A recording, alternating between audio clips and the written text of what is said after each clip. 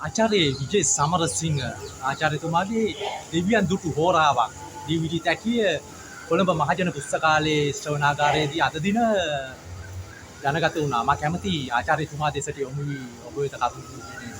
ඔව් මම පසුගිය කාල සීමාවේ මීට අවුරුදු ගණනාවකට කතරගම අහම්බෙන් යන රාජකාරී ගමන උද්දී පාර්ලිමේන්තුවේ මගේ දවසේදී නියෝජ්‍ය වාණිජ්‍ය අධිකාරියෙන් මම විශ්‍රාම ගියේ කුංගි සමාධිකාරී මෙහෙයුම් වශයෙන්.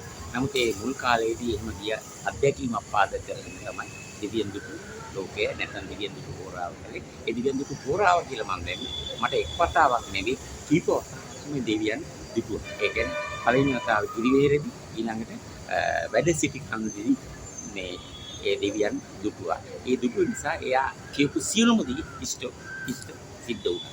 ඒ නිසා මේක අපූර්ව අත්දැකීමක්. මේ අත්දැකීම ඇයි මට විතරක් කියලා මම හිතුවා. මේක අනිත් ජන සමාජයකට කරන්න ඕනේ. මෙවැනි පිළිටක් ලැබිය යුතු පරමාර්ථයක්. විශේෂයෙන් දැන් මේ 26 වෙනිදා ඉඳන් ඇසල පෙරහැර සමය නිසා අද 28 වෙනිදා මේ සමයේදී තමයි දෙවියන් පිළිබඳ විශේෂයෙන් ආස්කම් දැක්මන් දකින්න පුළුවන්. ඒ නිසා ඔබට මෙවැනි අවස්ථාවක් ලබා ගන්න පුළුවන් වේවි.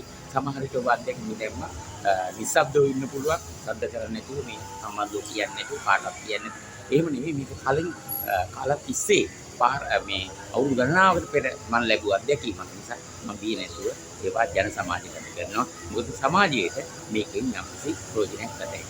බොහොම ස්තුතියි ආචාර්ය විජේ සමරසිංහ ආචාර්යතුමාට. මම අතුපෝරාලේගේ නිවිල් මමංකාරී නිවුස් වෙනුවෙන් කොළඹ මහජන පුස්තකාලයේ සිට ස්තුතියි. සුබ දවසක්.